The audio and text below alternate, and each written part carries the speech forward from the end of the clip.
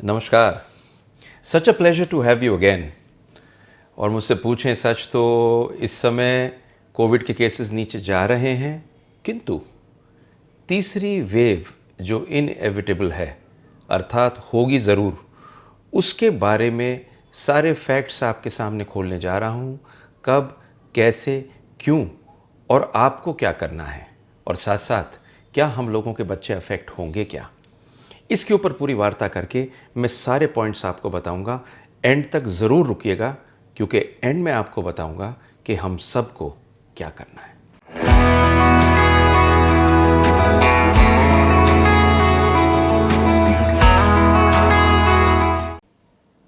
Welcome welcome back. मैं doctor Sunil Jindal हूँ, एक रिप्रोडक्टिव मेडिसिन स्पेशलिस्ट हूँ। 6500 से ज़्यादा बेबीज़ को हम लोग पैदा कर चुके हैं। जिनके बच्चे नहीं होते उनको बेबी देना सबसे ज़्यादा मुझे सुख देता है। लेबोरेटरी मेडिसिन करता हूँ, साइंस का काम करता हूँ। कोविड पे वीडियो इसलिए बनाई है क्योंकि इस टाइम पर ये सबसे ज़रूरी है। जितनी मेरी अंडरस्टैंडिंग है उसके अलावा साइंस को मिला के जो चीज़ें आज तक अवेलेबल है उनकी बेसिस पे बनाइए, so that it may be useful to all of us. अगर आप नए हैं, लाइक और सब्सक्राइब कर दीजिए और एंड तक ज़रूर रुकिएगा, क्योंकि एंड में थर्ड वेव में आपको और बच्चों को कैसे बचाना है, इस पे पूरा का पूरा आपको डिस्क्रिप्शन में साथ बताऊंगा। सबसे पहले ये वेव होती क्या है, तो आपको ये बताऊं कि हमारे इस ज़िंदगी में हमसे पहले 1918 में एक फ्लू हुआ था जिसको बोलते थे स्पेनिश फ्लू। स्पेनिश फ्लू ने करीब 50 मिलियन लोगों को इस दुनिया से साथ ले गया। एक बड़ी खतरनाक फ्लू थी, इसी तरह का पेंडेमिक था। वो पेंडेमिक 3 वेव्स में हुआ। पहला वेव, दूसरा वेव बहुत तेज़ 1918 में, और तीसरा वेव उसका हुआ 1920 में। और 1920 में भी उसने बहुत घमासान मचाया। तो उसी की बेसिस पे हमको एक बात ज़रूर पता है कि ये बीमारी वेव्स में आती है। वेव्स का अर्थ ये है एक ऐसा टाइम जब इन्फेक्शन ज़्यादा हो, एकदम से बहुत लोग अफेक्ट हों, और इसको हम वेव बोलते हैं। तो कोरोना वायरस में हमारे हिंदुस्तान में 2 वेव आई। पहली वेव ऐसी आई जो मार्च से पिछले साल शुरू होके सितंबर में पीक की, और दूसरी वेव ये आई जो अप्रैल और मई में तेज़ी से ऊपर गई है, और तेज़ी से ऊपर जाने के बाद में अब नीचे की ओर आनी शुरू हुई है। प्रेजेंट वेव अपनी पीक पे 4,14,000 थी, और ये 4,14,000 से गिर के 2.6 लाख केसेस पे आ चुकी है। और अगर ये पीक ऐसे ही गिरती है तो जुलाई में ये उम्मीद है कि it will reach the February level. पर इसके बाद अगर ये दोबारा से बढ़ती है तो इसे थर्ड वेव कहेंगे। ये थर्ड वेव इनएविटेबल है। सरकारी आंकड़ों के अतिरिक्त सरकारी scientist and a lot of scientist all over including scientist from IIT feel कि ये थर्ड वेव आनी ही आनी है, इसे आप रोक नहीं सकते। और कुछ लोगों ने ये उम्मीद लगाई है कि ये थर्ड वेव अक्टूबर में आ सकती है। सार्स कोविड-19 का वायरस हम सब के बीच में है। ये रहेगा, ये बढ़ेगा, रेप्लिकेट करेगा, म्यूटेट करेगा और हम इंसानों में फैलेगा। हम लोगों की इम्यूनिटी, जितने लोग इम्यून हो चुके वो उससे बचेंगे, और धीरे धीरे करके जब वायरस को बैठने की जगह नहीं मिलेगी, नए तब्दील होने के बावजूद, तब ये नॉर्मल फ्लू जो होता है उसकी तरह बदलेगा। पर ये होने तक करीब करीब 80% आदमी या तो इन्फेक्ट हो जाना चाहिए या वैक्सीनेट हो जाना चाहिए। जिसका मतलब क्या है? इसका मतलब ये है कि ये वायरस इस पॉपुलेशन में एक से दूसरे को इन्फेक्ट करेगा। इस दौरान में ये चेंज होगा, म्यूटेट होगा, तो ये तब तक नहीं जाएगा जब तक लोगों में इम्यूनिटी पूरे रूप से डेवलप नहीं होगी। अब ये कब आएगा, ये कहना बहुत मुश्किल है कि ये कब आएगा, पर कुछ साइंटिस्ट के हिसाब से अक्टूबर के बाद थर्ड वेव आने का अंदेशा है। अब है क्या चीज़, इटली में एक स्टडी हुई, उस स्टडी में ये पाया गया कि इम्यूनिटी कोविड होने से करीब 6 से 8 महीने तक रहती है। और हमें ये भी नहीं पता कि वैक्सीनेशन की इम्यूनिटी क्या 6 से 8 महीने के बाद में रहती है। तो एक पॉपुलेशन है जिसमें कोविड हो चुका हो, इम्यूनिटी के बारे में हमें पता नहीं है, हमें ये नहीं पता कि ये वायरस म्यूटेट होके अगली कैसी फॉर्म लेता है जो कहीं इन्फेक्टिविटी में ज़्यादा हो, और हमें ये भी नहीं पता कि ये वैक्सीन म्यूटेटेड वायरस पे काम करेगी क्या। तो जब हमें इतनी सारी चीज़ें नहीं मालूम, इसका मतलब क्या है? इसका मतलब क्या है कि हमें ये नहीं मालूम कि अगली वेव कितनी तेज़ होगी, क्या पहले से ज़्यादा तेज़ होगी, क्या ज़्यादा लोगों को अफेक्ट करेगी। ये डिपेंडेंट होगी सिर्फ एक चीज़ में जो हमारे हाथ में है कि वैक्सीनेट पॉपुलेशन कितनी जल्दी और कितनी तेज़ होती है। हमें लेकिन एक बात मालूम है, और ये मालूम है कि सेकेंड वेव पहली वेव से ज़्यादा खतरनाक और तेज़ रही। मतलब वायरस ने ज़्यादा लोग इन्फेक्ट किए, बहुत लोगों को इन्फेक्ट करने के अलावा स्प्रेड किए, एसिम्प्टोमेटिक बहुत लोग रहे, तो बहुत बड़ी पॉपुलेशन इससे इन्फेक्ट हुई है। और इतनी बड़ी पॉपुलेशन जब इन्फेक्ट हुई है तो इम्यूनिटी भी इस पॉपुलेशन की डेवलप जाहिर सी हुई होगी। लेकिन हमें ये नहीं मालूम कि ये वायरस म्यूटेट कैसे करेगा।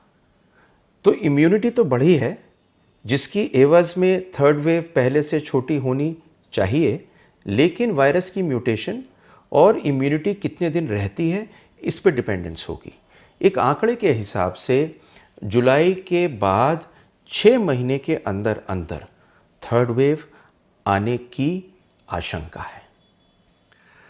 अब सबसे अहम सवाल जो हम सब के दिल में है, क्या इससे बच्चे अफेक्ट होंगे?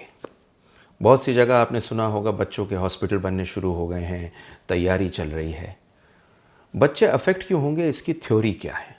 इसकी थ्योरी ये है कि जब एडल्ट्स वैक्सीनेट हो जाएंगे तो जो बचेंगे वो बच्चे बचेंगे जिनकी इम्यूनिटी डाउन होगी, और एक ऐसी पॉपुलेशन जिसके अंदर वायरस या तो ना हुआ हो, वैक्सीनेट ना हुआ हो, वो बच्चों की होगी।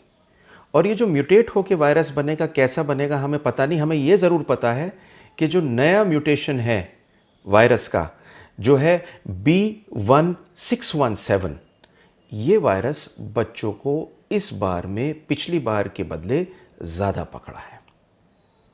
और दूसरी चीज़ ये है कि अगर हम सिंगापुर को देखें तो सिंगापुर में नई वेव में बच्चे ज़्यादा अफेक्ट हुए हैं।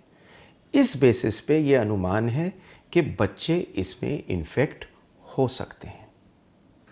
अब आ जाते हैं वैक्सीन पे। क्या बच्चों की कोई ट्रायल वैक्सीन पे हुई है?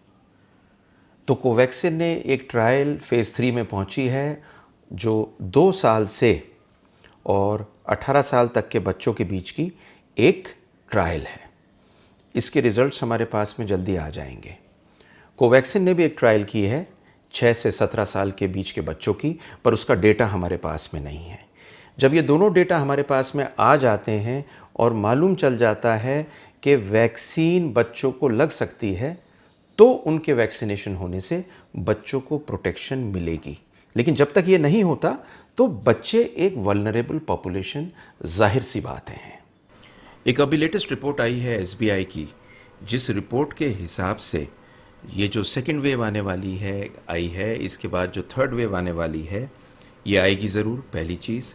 दूसरी, एवरेज ड्यूरेशन में देखा गया है कि इस पूरी दुनिया में जो थर्ड वेव आई है वो करीब 98 डेज़ लास्ट की है, जबकि 108 दिन नॉर्मली सेकेंड वेव की है। और ये भी देखा गया है कि इसमें भी सिवियरिटी करीब करीब सेम या उससे ज़्यादा हो सकती है। यूके में थर्ड वेव आने की तैयारी है, और शायद हमें थर्ड वेव इसलिए भी मिल रही है क्योंकि हम एक चीज़ देख रहे हैं, और ये देख रहे हैं कि 8000 बच्चे एक डिस्ट्रिक्ट में महाराष्ट्र में पाए गए हैं कोविड पॉजिटिव। तो हो सकता है ये सेकेंड वेव से थर्ड वेव की तब्दीली कुछ चालू हुई हो। तो हमें तैयार रहना है, जितने तैयार रहेंगे उतना बेहतर रहेगा। पर 4 चीज़ें हमें समझनी है। एक बड़ी अजीब सी कौतूहल है। पहली चीज़, जिनकी वैक्सीनेशन हो गई वो दोबारा इन्फेक्ट क्यों हुए? एंटीबॉडीज़ वैक्सीनेशन के बाद और इन्फेक्शन के बाद कब तक रहेंगी? हमें कैसे मालूम चलेगा कि ये वायरस म्यूटेशन दोबारा हो रहा है और वैक्सीन उस पर काम करेगी या नहीं करेगी? और हमको एक चीज़ जो अभी तक नहीं मालूम, जो समय ही बताएगा कि इन वैक्सीन्स की एफिकेसी, इन्फेक्शन का रेट, इम्यूनिटी कितने टाइम तक रहेगा और इनका स्कोप किस पॉपुलेशन के लिए बेस्ट है, ये अब तक नहीं मालूम। ये 4 चीज़ें जब तक मालूम नहीं होंगी तब तक बहुत सी चीज़ें अनआंसर्ड रहेंगी। लेकिन एक बड़ी अजीब सी चीज़ देखी गई कि जो ये सेकेंड वेव आई है, इसमें 4 किस्म के लोग इन्फेक्ट हुए हैं। एक वो जिन्हें पहले इन्फेक्शन हो चुका था, एक वो जिसे वैक्सीन लग चुकी थी, एक तीसरे वो लोग जिनको कभी कोई इन्फेक्शन नहीं हुआ था और पहली बार इन्फेक्ट हुए थे, और चौथे वो जो इन्फेक्ट भी हो चुके थे और वैक्सीन भी लग चुकी थी। तो ये 4 पॉपुलेशन ऐसी हुई जो इन्फेक्ट इस बार भी हुई। इस कारण से हमारे अंदर का कौतूहल और जाग उठता है। तो अब हमें करना क्या है, इसे 4 भागों में बांटूंगा। पहली बात तो हम लोगों को अपनी ज़िंदगी को तब्दील करना होगा। We have to change the way we live. Social distancing, masking, हाथ धोना, hygiene, we all have to make it a part of our life even for the future. First. Second, हमें अपना बिहेवियर चेंज करना होगा। Behaviour से मतलब यह है शादी ब्याह, पार्टी, साथ में मिलना, बड़ी बड़ी गैदरिंग्स, इन सब को बंद करना होगा। तीसरी चीज़ जो सबसे इंपॉर्टेंट चीज़ है वो है गवर्नमेंट मशीनरी को 3 काम ज़रूर करने हैं। पहली चीज़, वैक्सीनेट वैक्सीनेट वैक्सीनेट। बहुत वैक्सीन होनी चाहिए। वैक्सीन के अलावा बहुत डेटा प्रॉपर होना चाहिए।